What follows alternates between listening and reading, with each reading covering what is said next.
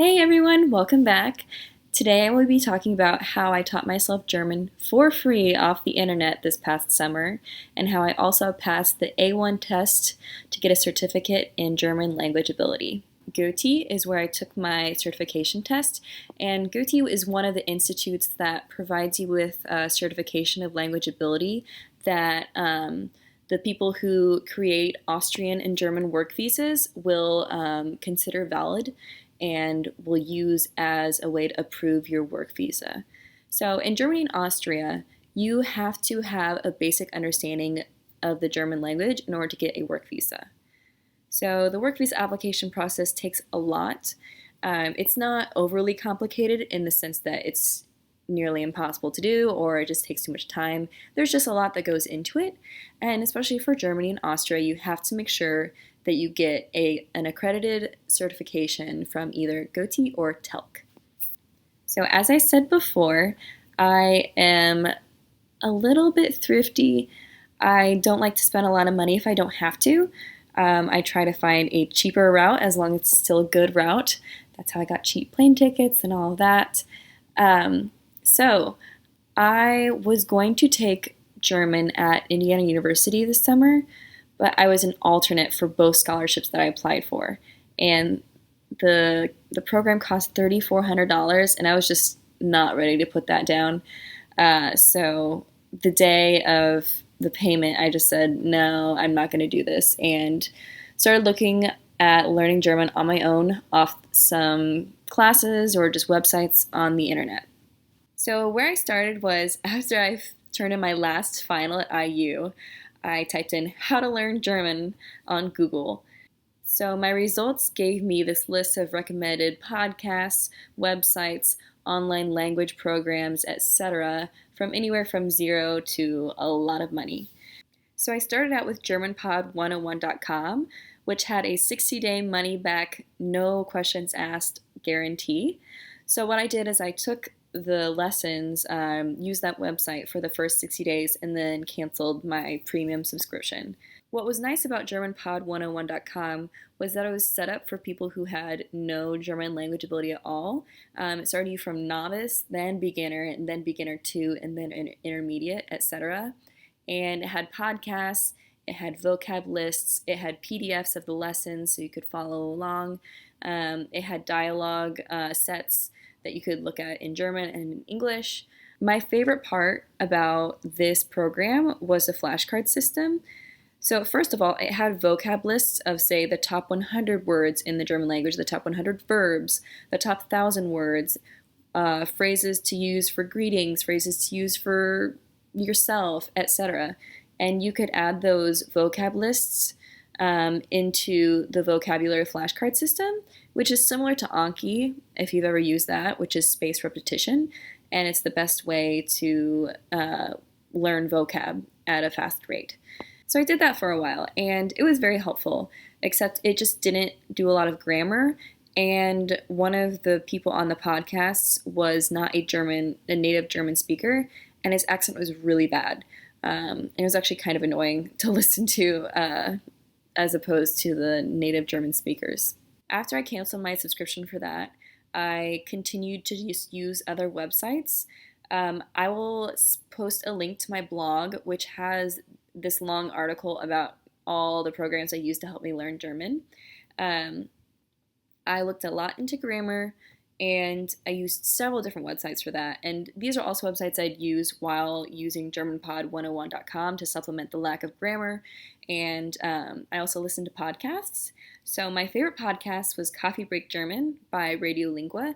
Highly recommend it. So it goes through the process of helping you learn German by following Mark. He's a Scot, and he is learning German from scratch as well. And so you're learning along with him. He asks the same questions that you might have. It just has a really great setup. What was nice also about this podcast was that it went into grammar as well. Started out simple, and then it went up to more advanced grammar and explained it in a really simple way. And another nice thing is that there's some humor in there, and, Mark and the native German speaker just banter a little bit and joke about the German language, but it's really nice to listen to in the car, and even if you're just sitting at home. One of the things that I think was most difficult about learning German by myself was not having a lot of speaking practice with someone else. Now, I tried to overcome that barrier by speaking out loud as I was learning at home. So, not just learning vocab on the flashcards, but saying it out loud and then saying phrases out loud and practicing some simple conversations with myself, perhaps in the mirror. And I highly recommend that. That's pretty necessary if you actually want to learn conversational German, which was my goal because I'm going to be living in Austria, and it's not necessarily my goal to write perfect German or read German perfectly, or read books in German. No, it's just to have conversations in German. So that's how I focused my learning. I also, had to do some writing and reading because it's still necessary. Getting the certificate in German language was more difficult than anticipated. Not the test itself, but getting the test. So, what happened was IU is a partner of the institute I mentioned earlier, and so they can proctor exams for students who need them.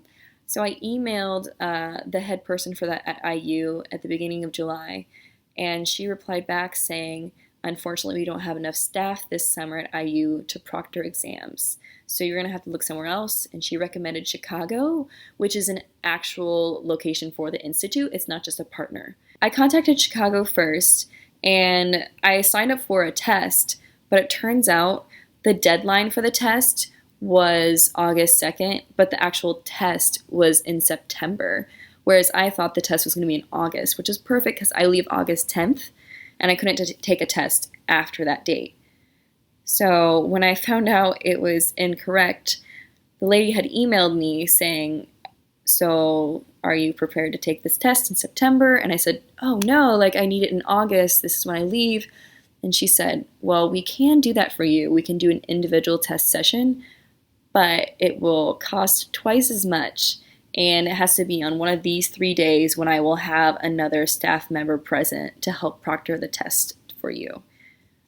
I didn't want to pay that much if I didn't have to, so I tried emailing other partners. So I emailed partners in Minnesota, just random other places that were within a 10-hour drive, and none of them, except for one, responded positively back because a lot of these partners didn't even offer the A1 test. They only offered other tests meant to place you in a foreign language class. Plus, a lot of other ones didn't have the right dates. They didn't have dates before August 10th, so I couldn't do those. So I ended up taking the test in Chicago, and it went really, really well. First of all, the lady, Jenna, who was the person I corresponded with, was really sweet. And what's interesting is when I walked in there, she started speaking to me only in German, and I was responding to her in German and all of that. And she said, Rose, you speak really good German. And she said she was impressed, and that made me feel pretty confident for the test. And so I took the test. There are there's a listening section, a reading section, a writing section, and a speaking section. The most difficult section I would say was listening, simply because I really don't have very good hearing to begin with, so listening to an audio recording only once or twice, depending on which section of the listening it was kind of hard for me to hear those little tiny words that would change the whole meaning, because all of the answers, all of the options, they're all correct, except one is just the correct for this particular way the question is formed, right? So there are just a couple little words that'll change which answer you should pick. That's why that part was more difficult. But overall, I passed with a great score, and Jetta came up to me afterward and said, how did you teach yourself? And I said, by myself off the internet for the past approximately 2 months. And she said, Rose, I'm very, very impressed by that.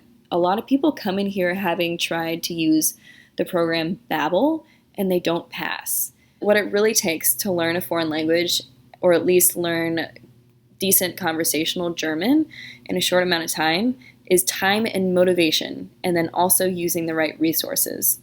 not Babble. Again, I'll put the link to my blog so you can see all the different resources I did use. So if you have any other questions about how to go about learning German, and perhaps about any difficulties I ran into with the German language, please don't hesitate to comment below. I really appreciate comments. I would be happy to answer them the best I can. So thank you all for listening. I hope that was helpful and hopefully also encouraging. You can learn a foreign language, at least German, in 2 months to a conversational ability extent and to pass the A1 level. You can do it. Okay, ich bin fertig. Bis zum nächsten Mal. Danke!